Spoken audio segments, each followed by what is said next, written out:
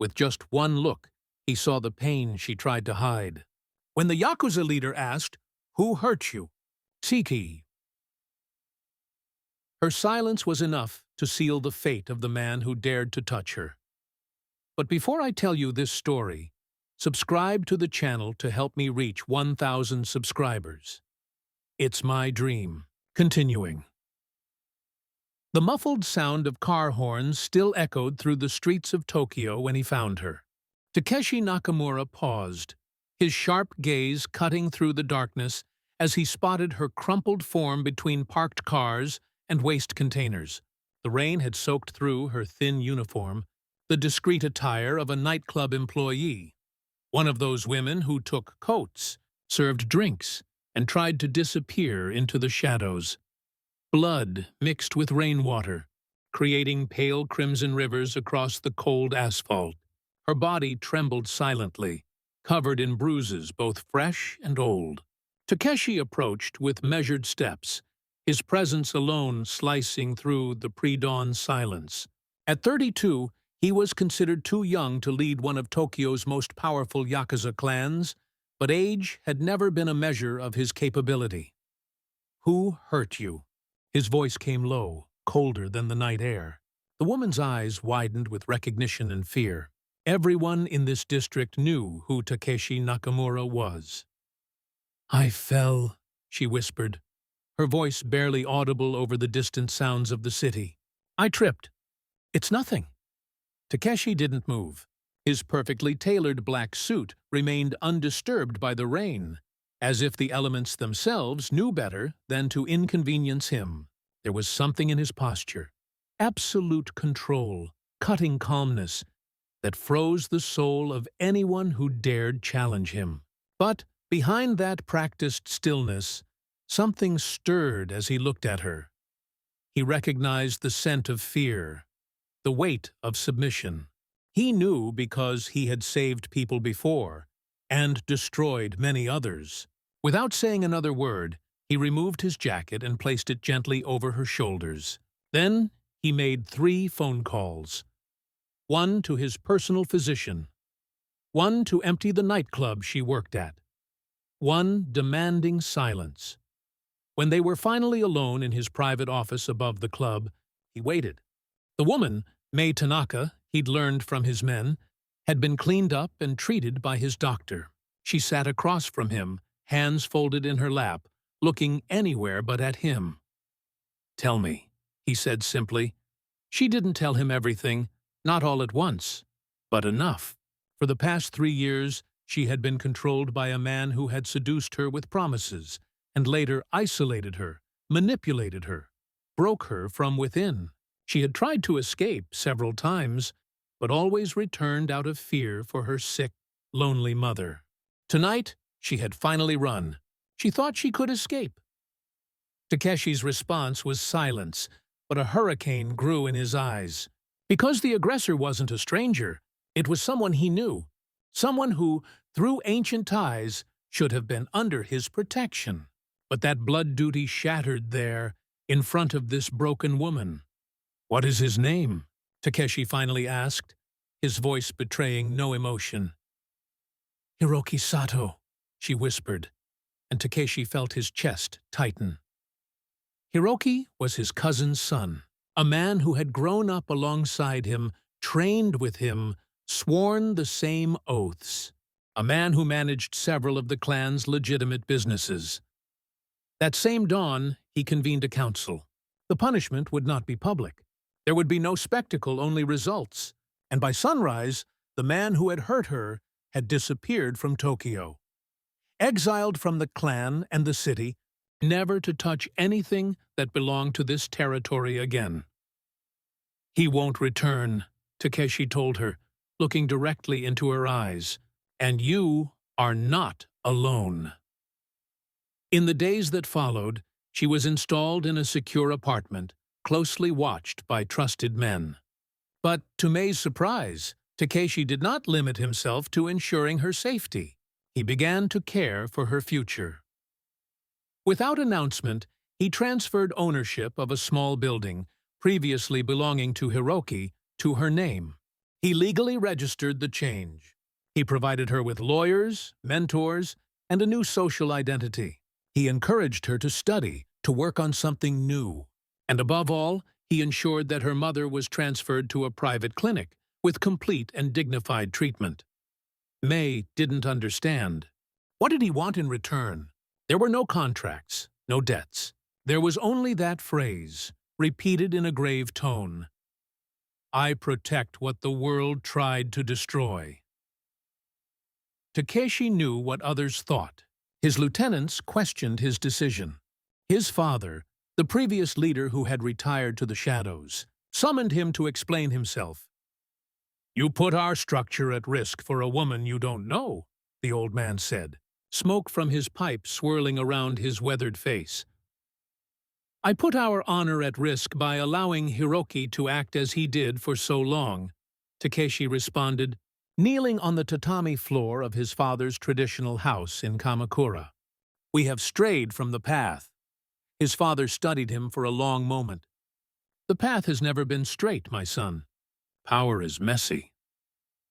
But it shouldn't be cruel, Takeshi said firmly. Not like that. Not to our own people. The older Nakamura sighed. You always had a weakness for broken things, even as a child. Takeshi didn't deny it. He remembered finding wounded birds as a boy, setting their wings in tiny splints made from chopsticks. His father had called it a dangerous trait for a future leader. Now, Takeshi wondered if it might be his salvation instead. When he returned to Tokyo, he found May waiting at his office. She stood straighter now, her eyes clearer. The bruises had begun to fade. I don't understand why you're doing this, she said without preamble. What do you want from me? Takeshi gestured for her to sit. Nothing. Everyone wants something. I want many things, he admitted, but nothing from you specifically. Then why? Takeshi considered how much to say. His life had been defined by careful words, by knowing which truths to conceal. But something about her directness demanded honesty. Because I saw myself in you that night, he finally said. Not the bruises or the fear, but the determination to run, even knowing you might not escape. You were never like me, she said quietly. You were never a victim. A sad smile crossed his features. We're all victims of something, May. The difference is in what we do with the pain. In the following weeks, she began to study business administration and real estate. She learned about contracts, markets, independence. She became a partner in a brokerage firm and began serving other women with similar stories, offering help, refuge, and possible paths forward. With each achievement, he observed with silent pride. He did not guide her. He merely opened paths and let her walk. Takeshi found himself thinking of her at odd moments. During clan meetings, his mind would drift to wondering if she'd passed her latest exam. While reviewing security footage, he'd find himself checking whether she'd returned safely to her apartment. It was unprofessional, dangerous even, but he couldn't stop himself. He kept his distance, though. He knew what people would say if he approached her as anything other than a benefactor. They would assume she'd been saved only to become his possession.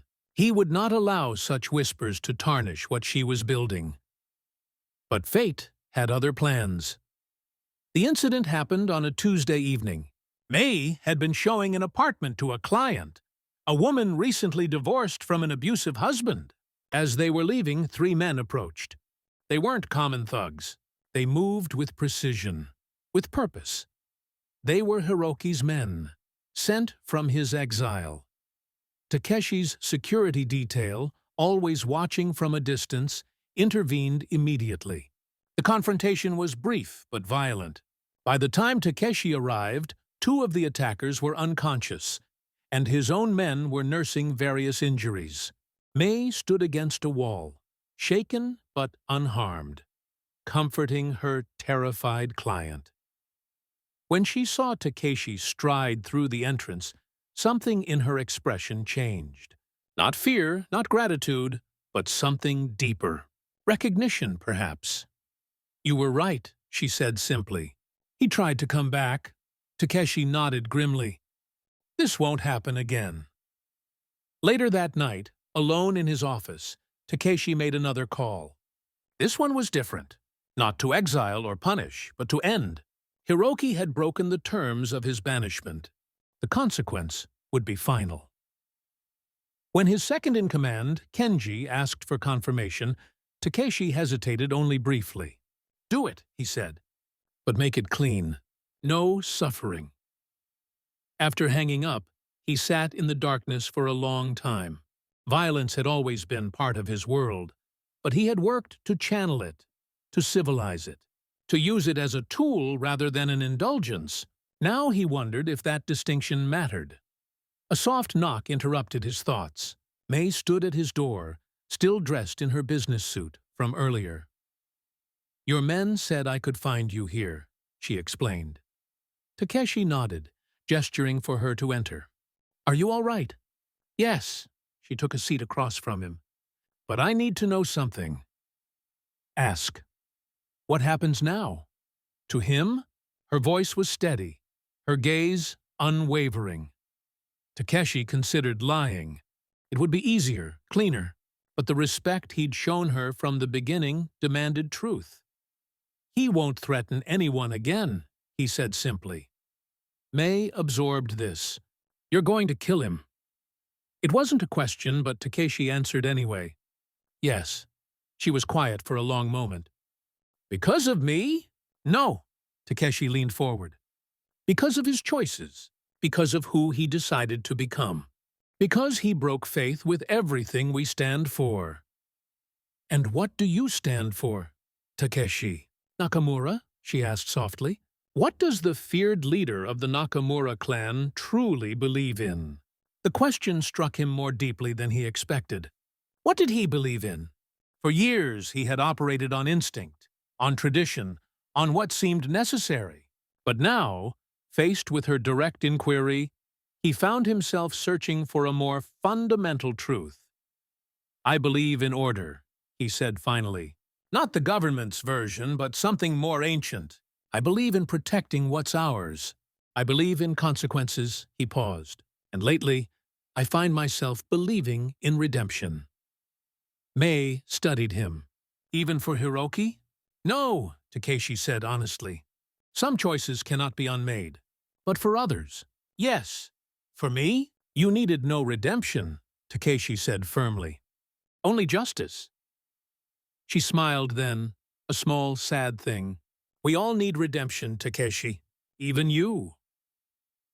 After she left, Takeshi remained at his desk until dawn, thinking about her words. He had always seen himself as separate from men like Hiroki, disciplined where they were indulgent, principled where they were corrupt. But the line between protection and control, between justice and vengeance, could be thinner than he liked to admit. When morning came, he made another call to Kenji. Change of plans, he said. Bring Hiroki back to Tokyo, alive. Boss? Kenji sounded confused. I want to speak with him before any decision is made, Takeshi explained. There are questions that need answers. The true reason was more complex. May's words about redemption had lodged in his mind, making him question his initial judgment. Not because Hiroki deserved mercy, but because Takeshi needed to be certain he himself was not crossing a line he couldn't return from. When Hiroki was brought before him, bound and kneeling in the same room where he had once been a respected lieutenant, Takeshi felt no satisfaction. Only weariness. Why her? He asked simply. Hiroki, once handsome and confident, now looked haggard from months in exile. She was nothing, he spat. Just a coat, girl. Convenient. And that gave you the right? Since when do we need rights? Hiroki laughed bitterly. We take what we want. That's what you taught me. Takeshi felt the accusation like a physical blow. Had he taught that? Through action, if not words? Had the clan's power, under his leadership, become an excuse for cruelty rather than a structure for order? I never taught you to break what's in your care, Takeshi said quietly. I never taught you to mistake fear for respect. He stood and approached Hiroki, who flinched despite himself. You will leave Japan tonight. You will go to our associates in America. You will work for them in the lowest position they can find. And you will never contact anyone from your former life again. Hiroki's eyes widened. You're letting me live? I'm giving you a chance to earn your life back, Takeshi corrected him. Not here, not with us, but somewhere. If you fail, if you harm another person under your control, there will be no more chances. After Hiroki was taken away, Takeshi felt no relief, no sense of righteousness, only a quiet certainty that he had done what he needed to do, not what would have been easiest. That evening he invited Mei to dinner, a simple traditional Japanese meal on a quiet terrace overlooking the city. She thought it would just be another gesture of courtesy, but during their conversation, he spoke.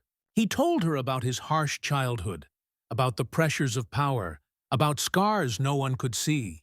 He confessed that when he saw her lying on the ground, something inside him, something old and frozen, simply broke, and for the first time, he wanted to protect someone not out of honor, but out of humanity. She listened in silence. At the end of the evening, he made no impossible promises. He said only, I cannot guarantee I won't make mistakes, but I can guarantee I will never hurt you. With those words, she understood that something new was beginning there. Not an instant romance, but a pact. A fresh start based on respect, not dependence. As they stood to leave, Tokyo's lights spreading before them like fallen stars, Mei gently placed her hand over his. What happens now? She asked, echoing her question from days before, but with a different meaning entirely. Takeshi looked at her, this woman who had endured, survived, and now stood tall beside him. Now, he said softly, we find out what we can build from the ruins.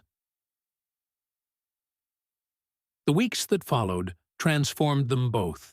Takeshi found himself smiling more, his perpetual mask of control slipping when she was near. Mei blossomed under newfound freedom and purpose, her natural intelligence finding expression in her studies and work. They developed a routine of shared dinners twice weekly. Tuesdays at a small ramen shop near her apartment, Fridays on the terrace of his building. They were careful, discreet.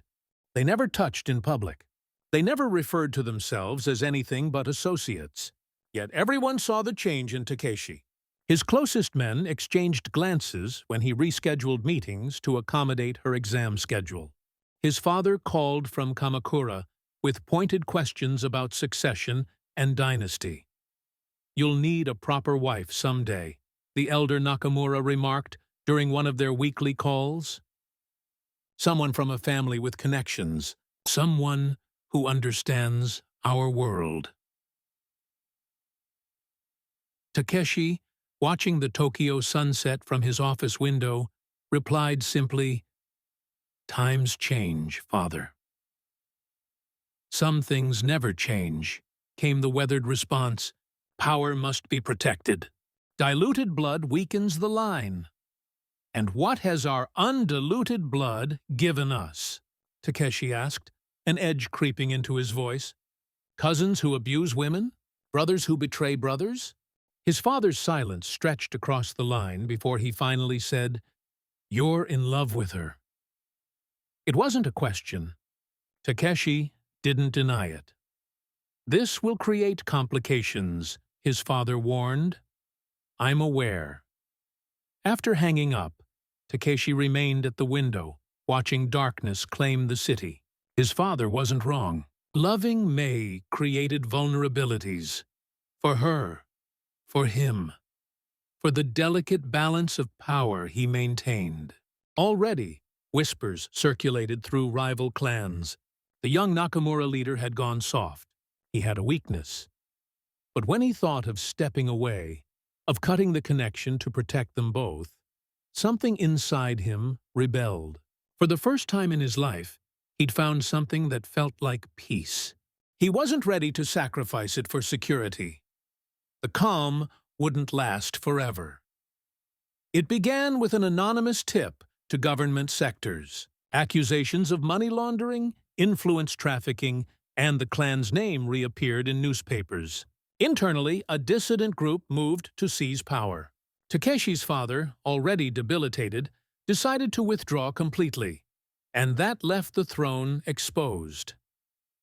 Kenji brought the reports to Takeshi's office late one evening.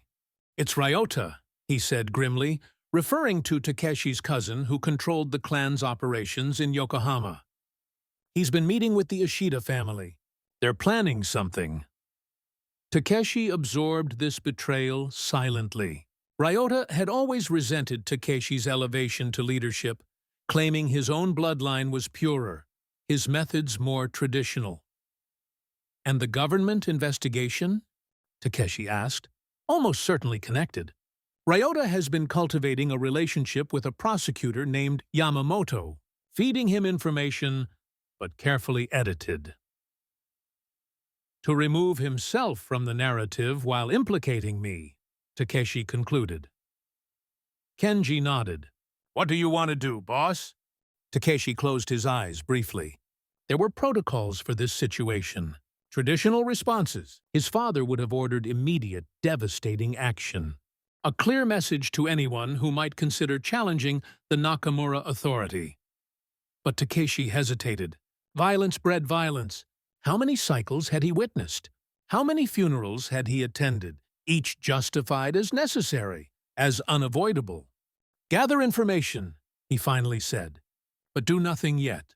I want to understand the full scope before we move." That rainy night, he called May to walk with him. They strolled together through a stone garden, under lit red lanterns. There he spoke. "You are my weakness, and everyone will know this." She asked if he planned to distance her. He hesitated, said he was considering it, that he loved her smile but didn't want to transform it into a target, and then he fell silent. May, breathing deeply, responded, "Then teach me to fight, and don't hide me." The answer moved him more than he expected. "You don't understand what you're asking," Takeshi said quietly. "My world is not kind." "I've lived through unkindness," she replied, her voice steady despite the rain soaking through her light jacket. "I survived it. What I couldn't survive is being locked away again, even if it's meant to protect me." Takeshi looked at her, really looked at her, not as someone to save, but as someone who had saved herself, who continued to save herself daily through her choices and courage. "If you stay with me," he said slowly, "you become part of this, all of it, the danger, the decisions, the weight of responsibility for every life under our protection." "Our protection," she repeated, testing the words. "Not just yours." "Yes." "Then I choose it," she said simply, with open eyes. That same night, he knelt and, without pomp, handed her a small ring with a protection symbol engraved. "Not for my name, but for your strength, for what we are when we're together." She accepted with teary eyes, not for the gesture, but for all it meant. She had survived. She had won. And now she loved not the savior, but the man. The wedding was discreet, held in a temple on the shores of Lake Ashi, with few witnesses and many white flowers. Her mother, now in a wheelchair, watched with emotion. And in that moment, walking down the sacred corridor, the woman knew she would never be invisible again. The reception was at the very club where everything had started, now transformed. Bright lights, soft music, a new name. Where there had been fear, now there was life. He danced with her slowly and whispered in her ear, "No regrets." She smiled and replied, "None." But challenges came swiftly. 2 weeks after the ceremony, Ryota made his move. A coordinated attack on 3 of Takeshi's businesses, followed by a formal challenge delivered to the clan's elders. Ryota claimed Takeshi had forsaken tradition, had weakened the clan with his modern ideas and foreign influences, and, most damningly in the eyes of the old guard, had married for love rather than advantage. Takeshi called a full council meeting. Every captain, every elder, every significant member of the clan gathered in the ceremonial hall beneath their headquarters. May sat beside him at the head table. Dressed in a formal kimono, her posture perfect, her expression calm despite the hostile glances thrown her way. Ryota spoke first, as tradition dictated for the challenger. His argument was passionate, rooted in nostalgia for a mythical past when the clan had been pure, unfettered by government scrutiny or modern ethical constraints. "My cousin has forgotten who we are," Ryota concluded, his voice echoing through the silent hall. "He would have us become businessmen in suits, while our enemies grow stronger through adherence to the old ways. And now he has taken a wife with no family, no connections, no understanding of our traditions." Murmurs rippled through the gathering. Takeshi felt May tense beside him, though her expression remained composed. When Takeshi stood to respond, he felt a strange calmness, not the frozen control he'd cultivated for years, but something warmer, more centered. "My cousin speaks of tradition," he began. "But which traditions? The ones that served our clan for generations, or the ones that served only those in power?" He walked slowly around the table, moving among the assembled members.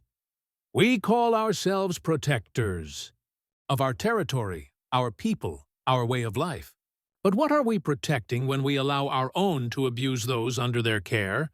What honor do we preserve when we look away from cruelty in our midst?" He stopped directly in front of Ryota. "You say I've forgotten who we are. I say I've remembered our true purpose.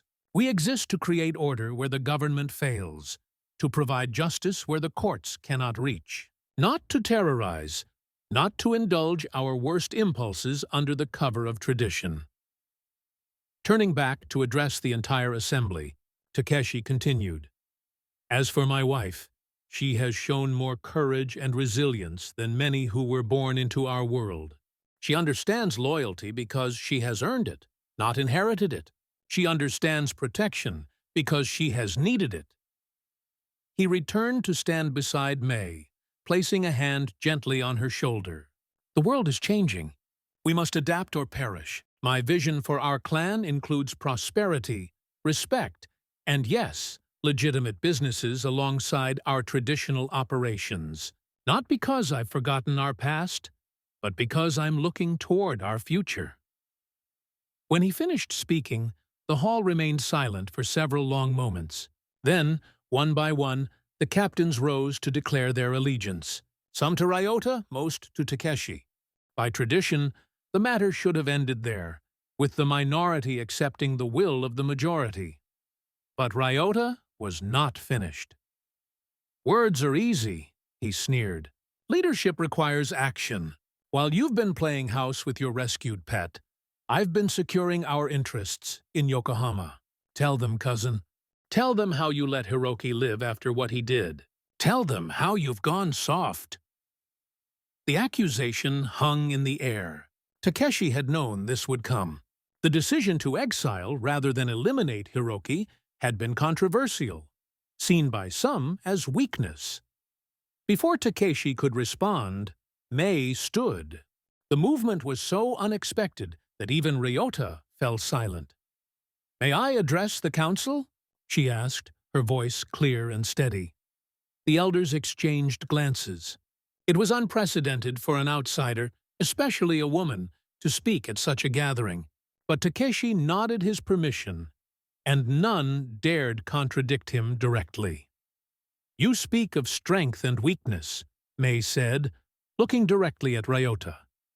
"But I wonder if you truly understand either.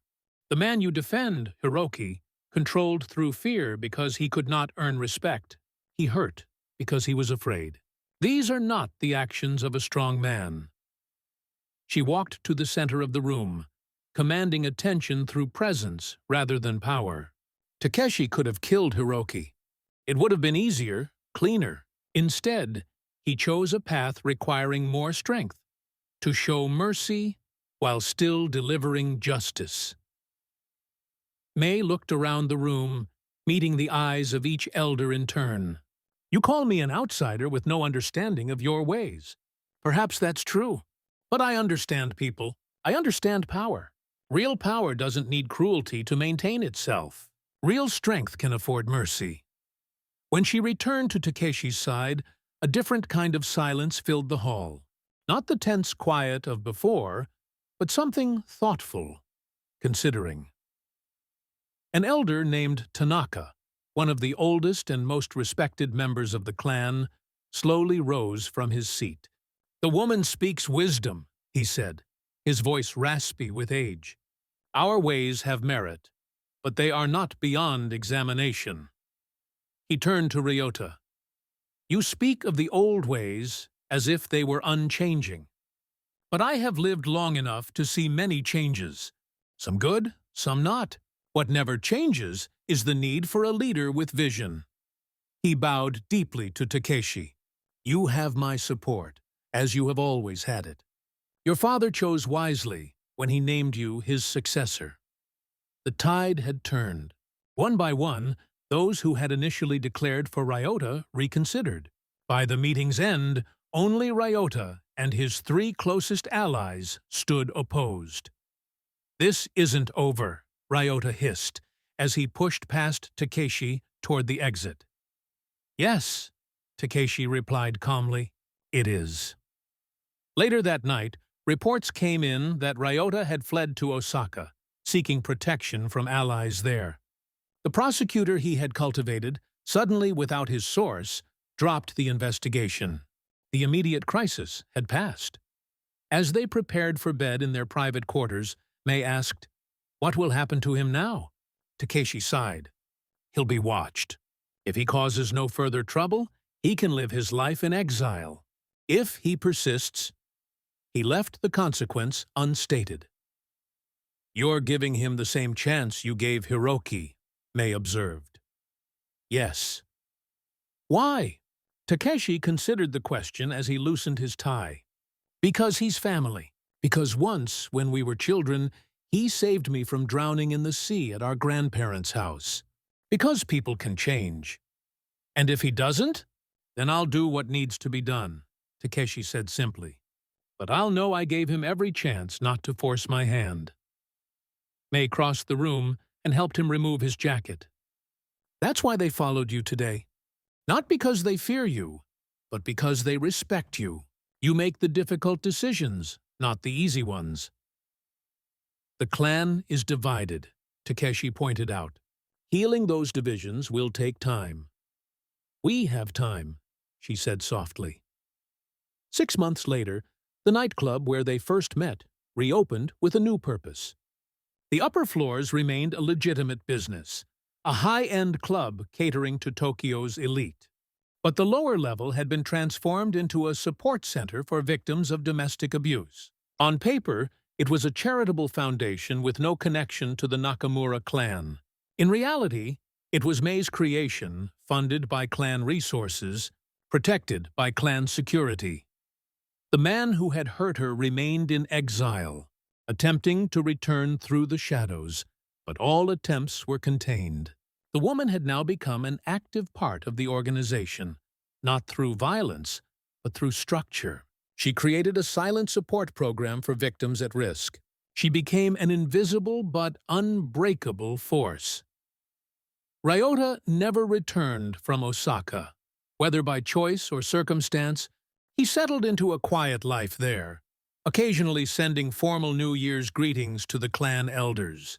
The dissent he had stirred gradually faded, as Takeshi's leadership proved both profitable and stable. The clan adapted, evolved, found new equilibrium between tradition and innovation. On their first anniversary, Takeshi took May back to the stone garden where he had proposed. The The red lanterns swayed gently in the evening breeze, casting warm light across the carefully arranged rocks and sand. "Are you happy?" he asked her simply. Mai considered the question with characteristic thoughtfulness. "I'm at peace," she replied, "which I once thought was impossible.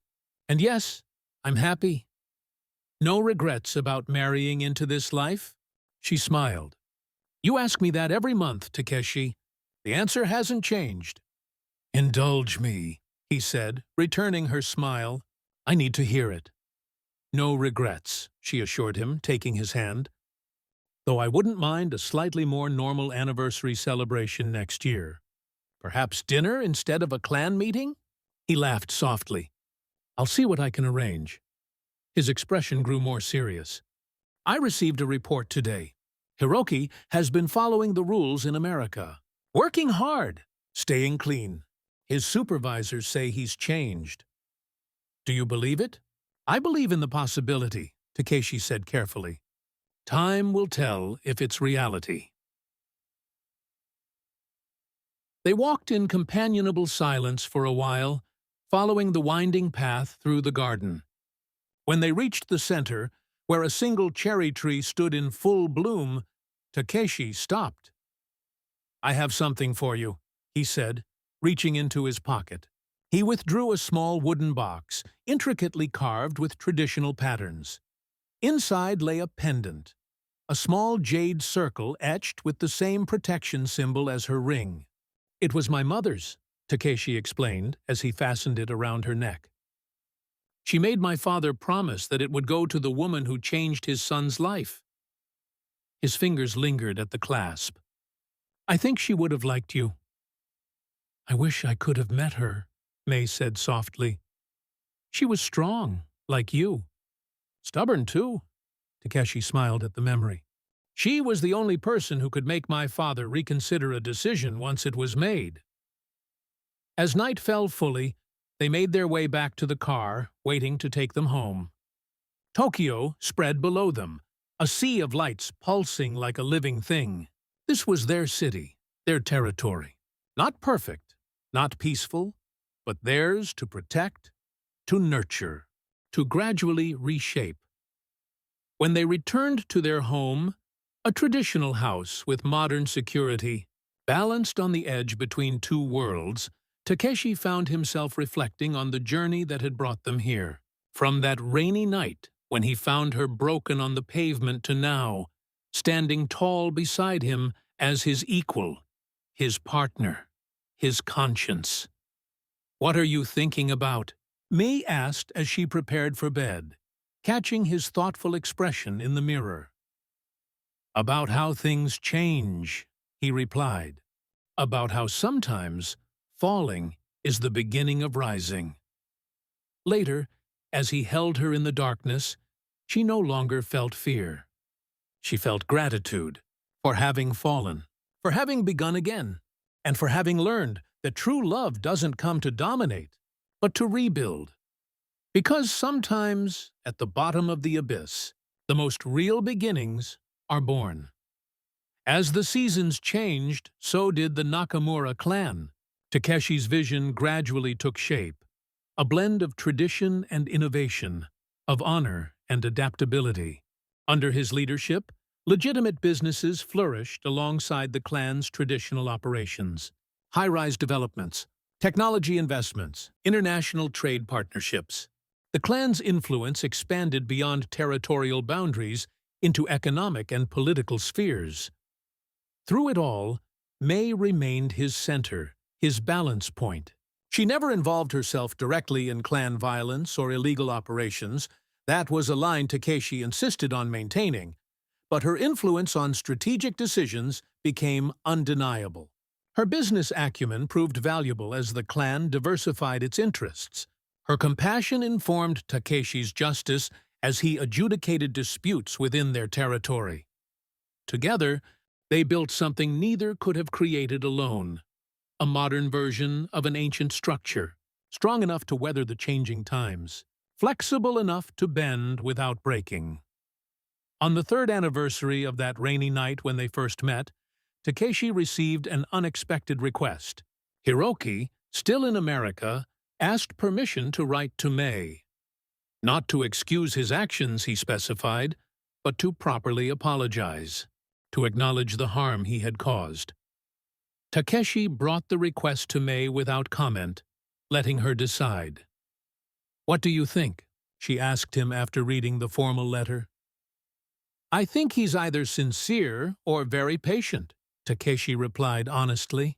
3 years is a long time to maintain a deception. May nodded thoughtfully. "I'll read what he has to say," she decided. "Whether I respond depends on his words." When Hiroki's letter arrived, it was neither defensive nor performatively contrite. He wrote simply of his journey, of the slow, painful process of confronting his own darkness, of the therapy he had finally agreed to undergo, of the gradual understanding of how power had corrupted him, and how he had confused fear with respect, control with strength. After reading it several times, May composed a brief response.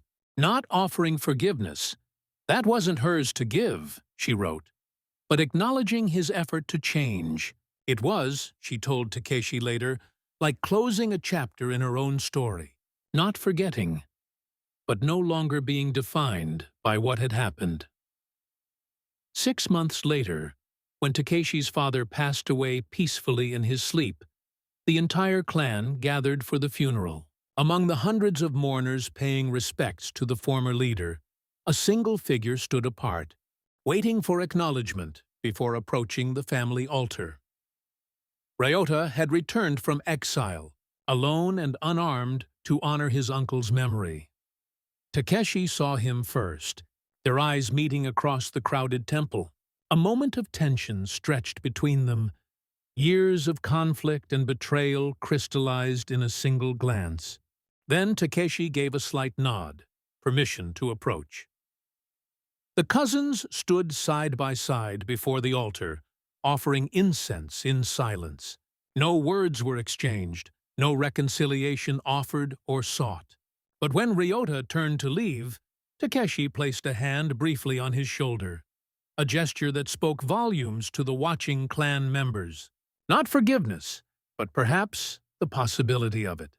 Not trust, but an opening where trust might someday grow. Later, as they drove home through the quiet streets, May asked, "Will he try to challenge you again?" "No," Takeshi said with certainty. "He's accepted his place." "How can you be sure?" "Because he came alone, because he waited for permission, because he has seen what we've built, and he knows it's stronger than what he imagined." The city lights played across May's face as she considered this. "You're changing them, you know. All of them. Ryota, Hiroki, the elders. The captains, reshaping what they believe is possible." "We're changing them," Takeshi corrected gently. "Your strength has shown them another path." As the car turned onto their street, May placed a hand on his. "When you found me that night," she said quietly, "did you ever imagine this?" Takeshi thought back to the broken woman on the pavement, to the hurricane that had grown in his eyes at the sight of her suffering. He remembered the moment when something old and frozen inside him had finally shattered, giving way to feelings he'd long buried under duty and tradition. "No," he admitted. "I never imagined any of this. I only knew I had to help you." "And now?" Takeshi looked at her, truly looked at her, taking in the quiet confidence she had built, the gentle strength that matched his own different kind of power. "Now I know that you helped me more than I ever helped you." At home, as nightfall wrapped Tokyo in darkness, they stood together on their private terrace, watching the city they protected. Not perfect, not peaceful, but theirs. In the distance, red lanterns glowed like earthbound stars, marking the boundaries of their world.